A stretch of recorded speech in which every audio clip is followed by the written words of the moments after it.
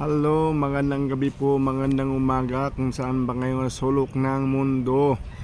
Ngayong araw nito ay Sabado, hapon na pala ito ngayon dito sa Pilipinas kung saan makinasulok ng mundo.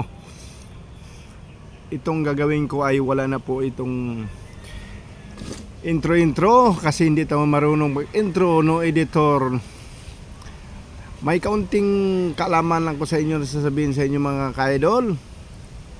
Ito po ang, sino po ito nakakilala ng ganitong dahon? Ito po dahon ng, ito po ay dahon ng abukado mga ka-idol, dahon ng abukado. Marami ang nakakaalam nito na ang dahon ng abukado ay dahon lamang. Ngunit ito ay mabisa, ito ay pinakamabisang gamot. Saan ito na pinakamabisang gamot mga ka-idol? Ito ay mabisang gamot ito sa mga nag-LBA mga ka-idol. 100%. Pag ginawa mo ito, tanggal ang LBA mo. Kagabi lang ngay, nag-LBA ako eh. Ngunit ito lang ginawa ko. Wala, tanggal agad. Ano po ang gagawin natin? May napanood kasi ako nung nakarang araw sa video ng isang vlogger sa Facebook at ang sabi niya may kinuha sa na puno ng saging. Bilib na ako sa puno ng saging. Ngunit kapag dito sa Manila, maghanap ka pa ng puno ng saging, anak ko po, baka kasuhan ka pa pag ginawa mo yan, binunot mo puno ng saging dito. Bira lang na tumutubo mga saging dito, bubunutin mo pa.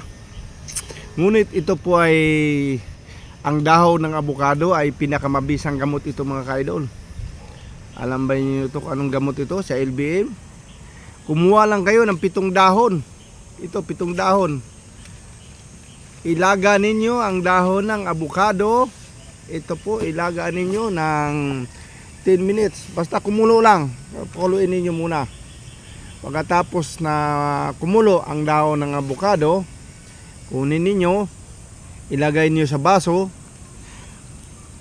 at gawin niyo yung tubig. Yan, wala naman ito mga ka-idol lasa eh. Parang tubig lang din ang lasa nito. Ngunit mabisa na gamot ito mga ka-idol. Ito ang dahon ng abukado. Dahon ng abukado mabisa sa gamot sa LBM mga ka-idol. Kahit saan mo dalhin ito, ito talaga ang gamot ko. Kasi dito sa Metro Manila, kahit saan naman ito, may marami naman tumutubong ang abukado. Humingi ka lang ng dahon, sigurado naman pabigyan ka. Pero yung puno ng saging dito sa Metro Manila, nako, bubunutin mo, baka kasuhan ka pa. Pero kung sa probinsya ka, maaari mong bunutin ng saging kasi sarili mong saging. Pero pag dito, napakahirap. Pero pag itong dahon ng abukado lang ang gawin mo, epektibo. Hingi ka lang, pagbigyan ka sigurado nila, at sigurado gagaling ang sakit mo. At yan lang po mga ka-idol.